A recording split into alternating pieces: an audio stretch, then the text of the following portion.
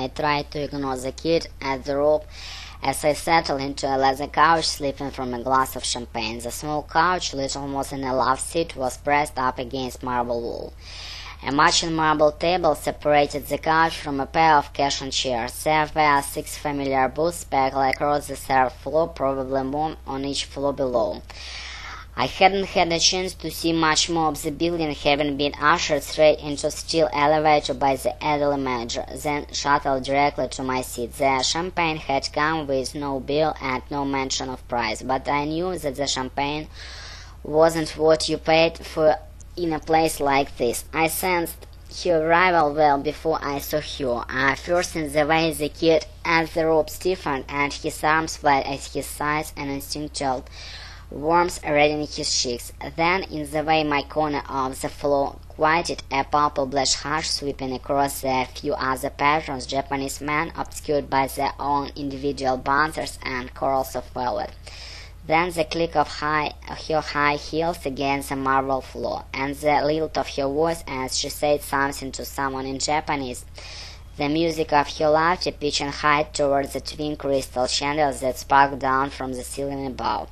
She came into view, a vision of dark hair and alabaster skin. Her silver mini skin seemed even smaller at close range, barely covering the top of her thighs.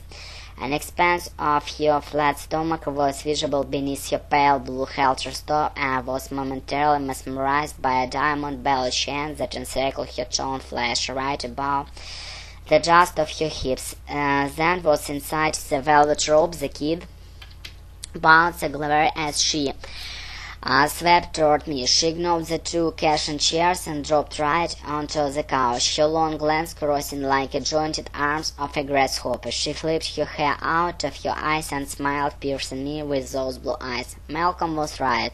You do look like a writer. It was the glasses, of course, or maybe in fact that I had been subsisting on a diet of rice and raw fish. If Malcolm's description of me had been near accurate, his description of you had been truly dead on. A raven-haired runaway goddess, all legs with a smile that made just want to lie down and cry. The fact that she had spent the past 3 years as a hostess in one of the premier clubs in Tokyo only made her appearance more intimidating.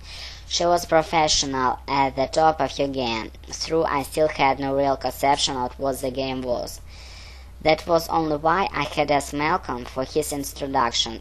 I wanted to try to understand this world, because Malcolm's story and expat story intersected with water trades in significant ways. Репетитор по скайпу, Smart Teacher 197.